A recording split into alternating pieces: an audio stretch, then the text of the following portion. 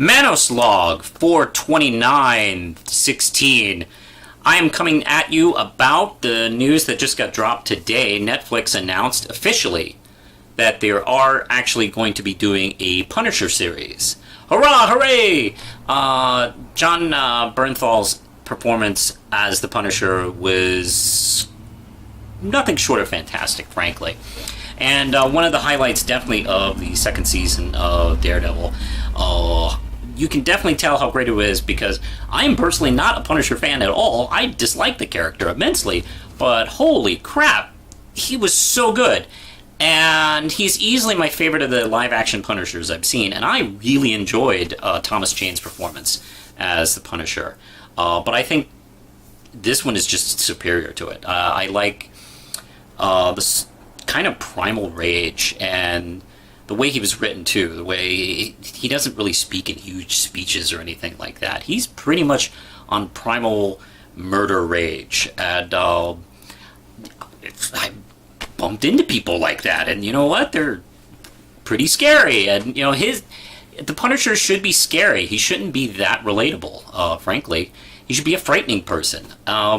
He's like a horror movie slasher, except he kills mafia guys instead of teenagers. And the showrunner has been announced, which I always think is actually usually the most important news. And it is one of the producers and creators of the Hannibal series over on NBC, Steve Lightfoot. And I'll be honest, I've never watched the show, but I see people talk about the show. I've seen postings about the show, and I've seen clips of it. It's quite a dark show, and the fact that it's on NBC and some of the things I've seen, the material from that show that they get away with is astounding, frankly. So on Netflix with Punisher, I think we all need to just brace ourselves. Let's see. There's no date announced yet. I do have I found a little quote from let's see.